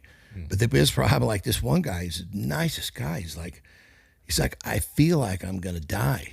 I said, what do you mean? He goes, I think I'm going to die every day. I feel like I go up steps. I feel like I'm going to have a heart attack. I said, well, is your heart pounding? He said, a little bit. It's just, he was malnourished to the point where his brain is telling him, don't do shit. Right? And so because he was on this, and the doctor that gave it to him was this massive dose, and he was eating like almost nothing. It will increase your heart rate. Yeah. These things can increase your heart rate a couple beats. So Yeah. But for him, it wasn't that his heart was even beating. He thought he was going to die. He was going to get run over crossing the street.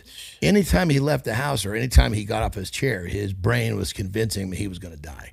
Jeez. He was so malnourished. And so I got him eating again. The funny part was, so we got him off he was on tirzepatide. We got him off tirzepatide. I got him eating again. He's like, oh man, he goes, I'm starting to feel a lot better. Yeah. Well, no shit. Your body's got some nutrients, you know? Funny enough, we got him feeling better, right? But it's physically, but you know, that whole position, he'd been feeling that way for months. That's like we have to kind of slowly overcome that. You know, it's like that he had put himself in such a deep position of malnourishment. Now he's got a bigger problem than losing weight. And that's one of the issues here. So we actually, we switched him from tirzepatide to retatrutide, which has actually been really helpful because it basically is able to do the same thing but have less side effects and give him more results, but we put him on a fraction of the dose, you know? And it's, keep in mind, I'm just the guy, the purveyor of information. I'm gonna say, look, here's the peptide and here's the protocol that I use to find the right amount. And they start titrating until they look for certain signs, boom, then they're good. And that's really the key, is understanding how to use it. You overuse something like that, it's not going to be a good thing for you, you know. How like with yourself, have you experienced using too much of it? Like, have you had has there been any negatives, I guess? So in my experience because I took retatrutide this morning. And of course, for me, doesn't make a difference what it is. I'm gonna find the limits because that's what we do. We're always finding, okay, this is not enough, this is too much. Right. And so I started titrating up as I'm creating my protocol. I started titrating up. When I say titrating, it's just these little tiny steps up daily. And what I notice is that when I get to a certain point, my skin gets a little sensitive. Boom. Okay, that's the first minor side effect. Then you step back a notch and see if it goes away. What does that mean? Skin? What's that feel like? I feel like a sunburn or something? Like when you're like, you ever had that feeling like you feel like I'm getting sick, my skin's sensitive, kind of like that. Like, you're sensitive skin. That would be the easiest way to put it. Not sunburn, but just like, your shirt's kind of irritating your skin. I see. But keep in mind, people take too much of the stuff and they can get all sorts of, there's major side effects that are coming, but these are the ones that are not using it properly, But the peptide world, I mean, goodness, it's changing and growing so quickly. Like another personal piece of testimony is I had a shoulder that was having issues with, and Tara and I, we can pretty much figure out what's going on. If it's posture, if it's the way I'm living my life, the way I'm training. But it's some nerve issues. I've dropped on my neck a few times in the ring. So I noticed that my right side was starting to get a little weaker, That's kind of par for the course with a nerve thing.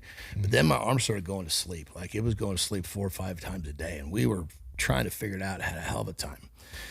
So I basically brought in the Glow Stack, which is BPC 157, TB 500, and GHK-CU. You put that 3 together, so I call it the Glow. I kind of have my own version of how I bring them together.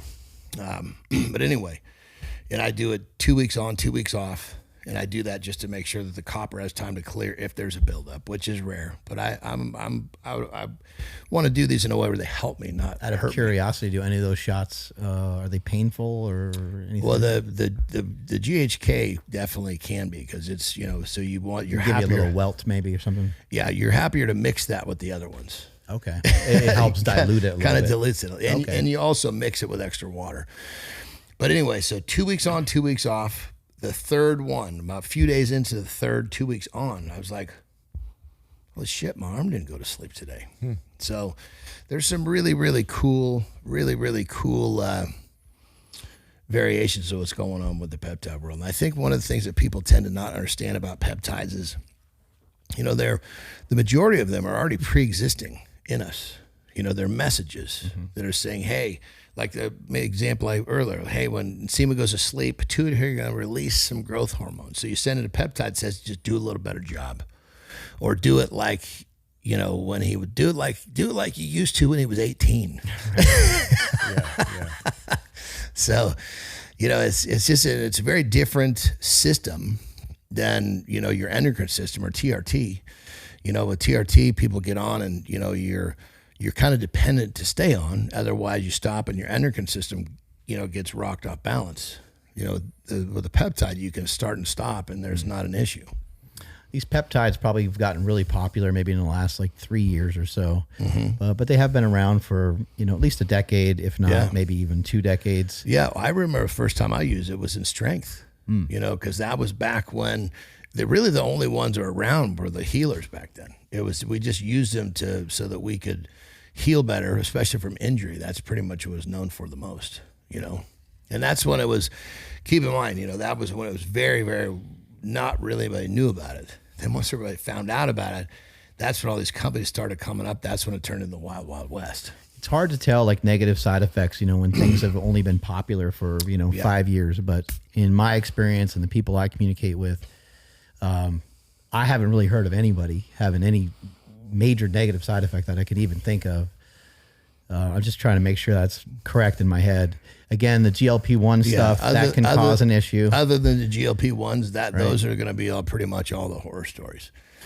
And keep in mind, those have most of the other peptides used improperly, you may not even be able to notice that you feel poorly. GLP-1 used improperly, you can feel terrible. Right. So, those are definitely a different creature for sure. But again, a very powerful tool. Used properly, they can be very effective. Now, I think that the first and second generation, they should kind of be left behind just like anything else. There's what was Windows, then Windows 2.0, and nobody goes back to the original Windows. I think Retatrutide hasn't been FDA approved quite yet, right? So it's going to take another year or so probably for that to happen. Yeah. Do you use that each day? Yes, I do, but I'm a big believer on microdosing. Okay. I like to do something more often than even we were talking out in the gym. If you're trying to take in like when we're talking about creatine, right? You're better off taking, 6 or 7 doses of creatine trying to get your levels up than 1 or 2 big ones. Same thing with let's just say that the dose that you are going to be on for Retatrutide or Ret is going to be, 2 milligrams. Take 2 milligrams. I mean, for me, if I took 2 milligrams in one, I would not feel well. But if I broke that every day, I wouldn't even know I took it. Gotcha. At least in terms of any negative. Gotcha. And there was the idea we're doing this to better our lives, not to fuck them up. Yeah. So, Mark, you have been loving wearing these Paluvas for a long time. Why is it that you like these shoes that look like this? I'm trying to get my feet to be jacked. I think it's funny how sometimes people will, when I wear these shoes, they're like, oh, those are different. And I'm like, well, maybe you should blame God because this is the human foot. This is the way that it looks. But Paluvas are awesome because it's going to allow you to train your feet and train your toes and allow for that toe spread because you got the 5-finger toe thing going on. It's like put on a glove for your feet. It feels amazing. It's like walking around with toe spacers. We've been working on our feet for a long time now. You always hear the benefit of people talking about like these tribes who have gone without shoes forever. And they have this toe space and have these amazing feet. And these shoes will allow you to just passively get that back by walking around. You don't realize what a disadvantage you're at when your foot is all clumped together from the football cleats or soccer cleats or whatever else you were wearing when you were young. And so it's nice to be able to splay your toes. In addition to that, though, one thing I love about Paluva is the fact that it's not a regular barefoot shoe. I do love barefoot shoes as well, but it also has appropriate padding. And when you're stepping on some crazy pebbles and rocks and different things, like when I'm out on a run, some terrain is a little different than others. I don't have to be worried that I'm going to get some sort of stabbing, crazy thing happening to my foot because it has an appropriate amount of cushion underneath the foot. And guys, Peluva has a lot of different styles on their website. I think one of the newest styles they just came out with, which is a little bit more of a rigorous do, is the Strand ATR. It's not these are the Strands, but the ATRs have a little bit more. If you want to go hiking with them, you totally can. Those are amazing. If you go out, throw those on and go sprint on a field, and your feet feel so strong, grabbing the grass and being able to actually grab the ground with your foot feels amazing.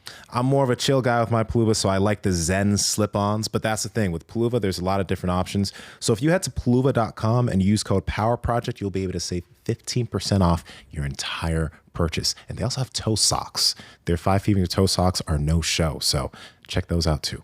With there's different surgeries and different things you had over the years, have you switched your focus with your training at all? Absolutely. That's 53 things. I mean, I'm constantly experimenting, with diet training, it's what makes what we do fun, and that 53, I now know for sure. And my wife will kind of beat me up when I say this because my training days do have a lot of training, but I train every other day. So I train, take a day off, train to take a day off. That training day is I have a workout early. Well, I guess I'll lay it out early in the morning, somewhere around 3:30. I'm going to usually jump on her gauntlet or do some burpees. Just all I want to do is break a sweat. That's all. Not really a workout. It just wakes me up, change my physiology. Then around 6:30, I'm going to do about an hour, maybe 90 minutes of weight training myself. And then about 9 o'clock, we're going to go play pickleball. And then we go from pickleball to the gym. And usually at the gym, I'll just train arms. So I'm training arms every other day. So those aren't big, nasty muscles. But I train a big muscle in the morning, train arms in the late morning with a pickleball in between. So that's my training day. And then I take a day off. Now, would I love to be able to train every day? Yes. But as I get older, I just, I don't, what I really notice is it's my happiness, my optimism gets taken away.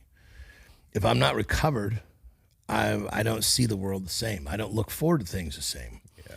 I'm beat down, right? So I need that recovery. And I also, just so everybody understands, yes, I get up really early, but I also have a non-negotiable nap every day at somewhere between 11 and 12. I'll lay down for about an hour because the recovery is, and this is something I bet you would agree with.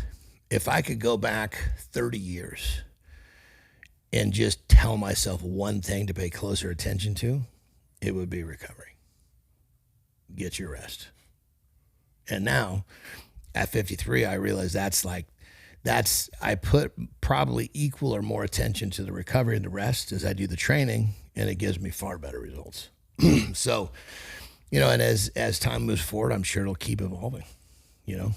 That's the beauty of this whole drill, man. We're always experimenting, finding the best ways to get what we want from it. I think John Wooden famously said, sometimes you're mistaken activity for achievement. Mm-hmm. And so sometimes you're like, oh, I'm still going to go to the gym. I'm just going to do like this little small thing. And sometimes you're better served not doing that. Yep. I like to train frequently. I like to do a little bit what you're doing because Terry ratted you out. She said that you are not counting certain days as training when you're still doing something. I'm a big believer in like movement. I think we're designed to move every day. 100%. To start to handle like, a lot of weight on like given exercises every day. It's like, that you want to be more careful and cautious with that. It does beat you up. It does change your perspective on how you look at the world and everything like that too. 100%. That was the word I was searching for, perspective. You hit it on the head. But I'm going to defend myself. I only weight train every other day, but movement is key. I need to change. You change your physiology. It just means blood flow. Yeah. You feel better. I wake up. It's like, that's why. Go for a walk. Find something challenging for the day. It doesn't have to be weights every day. No, I mean, like sometimes literally like this morning, I just did 3 sets of 50 bodyweight squats. Got the blood pumping, did a set, brushed my teeth, did a set, turn on the coffee maker, did a set. It's just kind of part of just, damn, I feel good now. Mm-hmm. I mean, think about it. We do all sorts of things in our lives to feel good. Is 5 minutes of exercise too far-fetched every day, to especially early in the morning? Oh, I just can't do that. God damn it. You've put up these prison walls with that word. You know, you can do whatever you want. The question is, what is your interest? If feeling good is interesting enough to you, you will do what you need to do. And feeling good makes productivity that much easier. Yeah. Yeah. Well, you know, going back to talk about depression, you know, what is feeling good is the opposite of feeling depressed. So if we can do these few little things daily to keep that away, why would we not want to do it? Just to me, it doesn't make any sense. And I'm a big seeker. I seek clarity. I seek, you know, feeling good. I seek feeling happy. And if I can do something for a few minutes that's going to give me a few hours of any of that, sign me up. I don't care if it's difficult or not. As you've gotten older, has anything else in terms of the way you recover changed? Like, do you sleep earlier? Is there anything you take? What's helped? Well, first off, I do have a non-negotiable bedtime at 8 p.m. Okay. My circadian rhythm is nails. I lay down. People hear you say you get up at 3 a.m. You also go to sleep at 8 p.m. Yes, and that I've been going to sleep at 8 p.m. for, I mean, minus when I was wrestling, because sometimes I wasn't even in the ring till 9 p.m. But it was just a sliding scale. I was still, you know, I wasn't staying up late after I needed to, you know. And people say, why? Well, this is a really process this, everyone, because when this dawned on me, it really helped me understand how powerful this shift could be. You see, after 8 p.m., there wasn't a lot happening in my life that was meaningful. So I was like, well, okay, you know, so let's just shift it. Let's get up an hour early. Let's go to bed an hour earlier. So now in my morning, that's all me. I don't get up to do nothing. I get up to self-improve. I get up to do work on my day. I get up to, when she walks out of the bedroom, I am at my best. I give her my best every day, because that's just fucking part of the plan. It's all planned out that way. So if you guys out there want to make a shift in your life that can be really, really helpful in terms of just, maybe it's productivity you're seeking. Maybe it's just, you know, having more time doing something that's meaningful to you. Just start shifting, because look at your day and find out where's that time where, I'd say wasted, but you could use the word, right? Where's the time that's least meaningful? Shift your schedule away from that. And you don't have to necessarily wake up insanely early. No. But maybe just wake up earlier than what you're used to. Yeah, just 1 hour. Right. Or you try 30 minutes. Let's say you normally go to bed at midnight and you get up at 8 o'clock. Okay, well, I'm going to try a 30-minute shift. I'm going to go to 11:30 and 7:30. I'm going to use that 30 minutes productively. When you start off your day doing something productive, it's just, now your brain, it wants more productivity. It's the way we're wired. I think it is a good idea just to, as an experiment, just to try this, just to go out and see if you can wake up before the sun is out. Yeah. Go on a walk and catch the sun when the sun's coming up. It just like, maybe you just do it on a weekend one day. Like, just, you can always go back to bed. You know, you can always go back to sleep. Well, in my shift too, just so everybody understands, it's not like I just said, okay, I'm going to get up at 3. You know, that was a slow shift. I mean, I've always been going to bed earlier, right? 8 o'clock. But you know, getting up, I've always been a fairly early riser. But when I started getting up at 4 o'clock and 3 o'clock, I started putting that nap into place. But it was a progression. So I'm not trying to say anybody should just say, let's start waking up at 3 and going to bed at 8. That's a big jump. You know, take that little sliver and just play with it a little bit. But I think that there's really something there that you may find that works for you and the happiness of your life. With the book that you've been writing, like your own journaling book, or you ever think about turning that into a book that people can buy? I never even thought about that.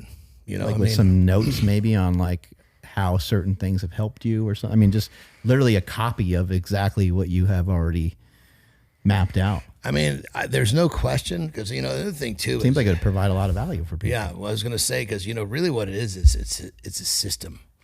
And my whole life is a system. I have a system for everything. And to get like down to the nitty gritty, when I get out of the shower, I put on lotion. I've done that from since I was a kid. I had eczema. That was something I needed to do.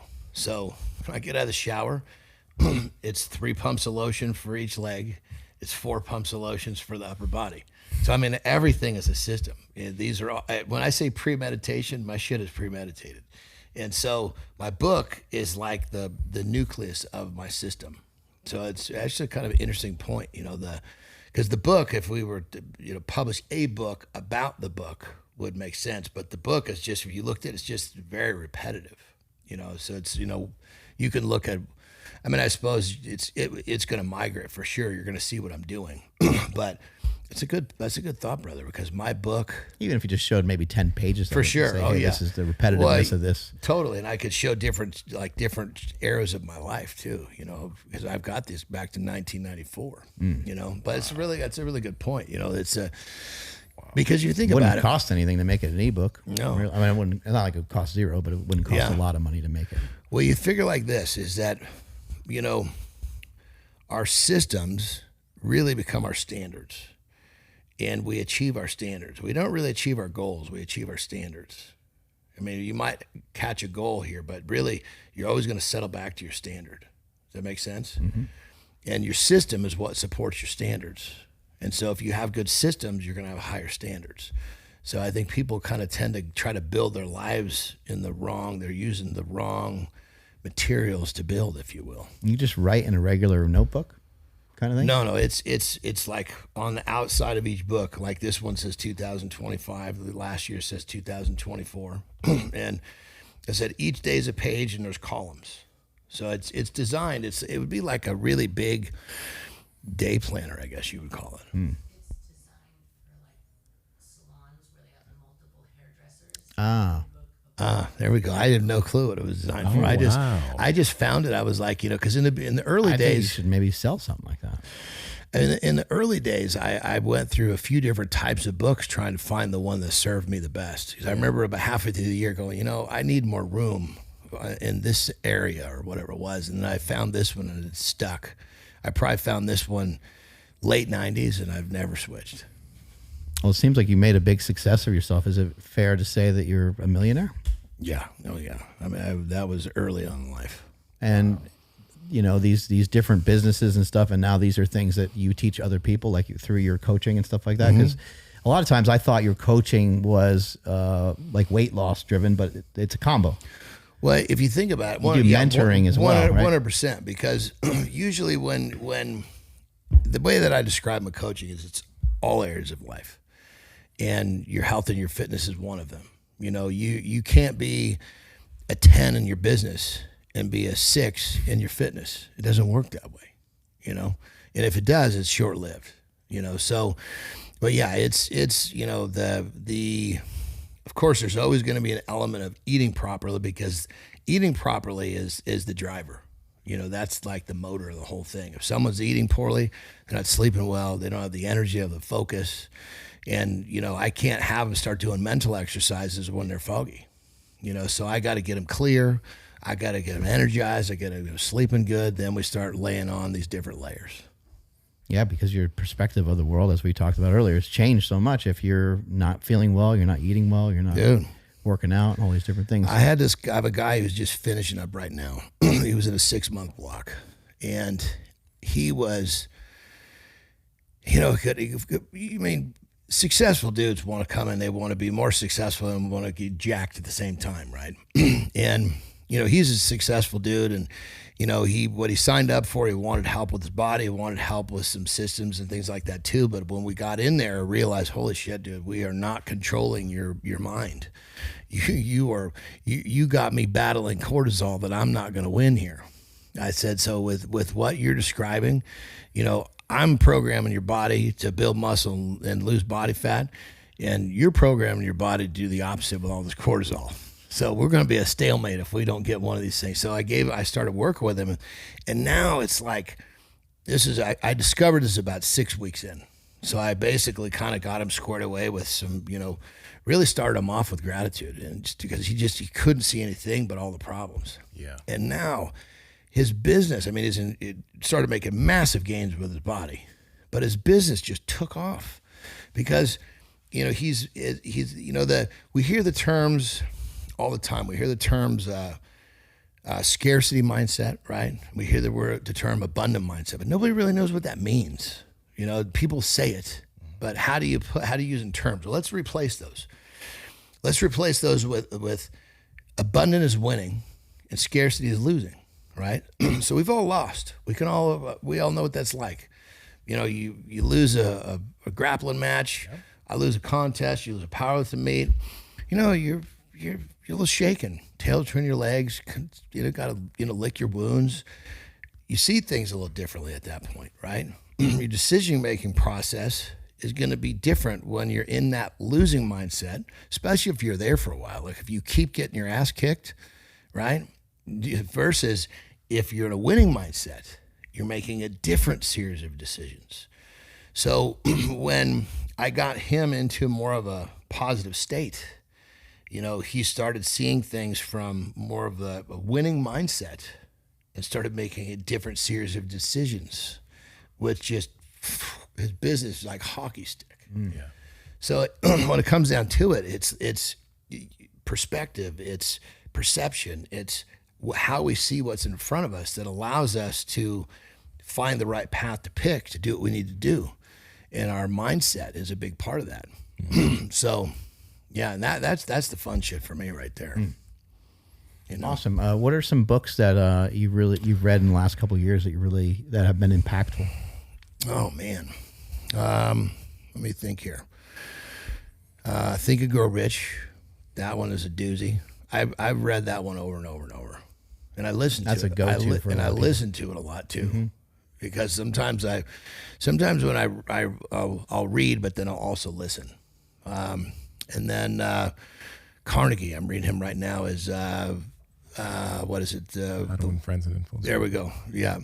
Yeah, that one, I'm actually on my second trip through that one. I tend to read these books more than once because I'm not a one-trip guy with reading. But I would say those two are going to stick out right at the top. Yeah, a lot of it's listening to these things. There's a lot of motivation in there, and a lot of times that's kind of a missing element for some people. Yeah, and I think if people understood how powerful our minds really are, it's like there's just this untapped potential of what we can do, but it's like we've never really been taught to understand it. You know, if anything, I think we've been taught to not understand it. You know, we've been taught to. I mean, think about it. You know, the majority of our world go to high school, go to college, get married, have kids, get a job, and they are just working their butts off, right? And they're kind of doing what they're told. They're living by the rules of society. That's what most of us do, right? Well, guess what?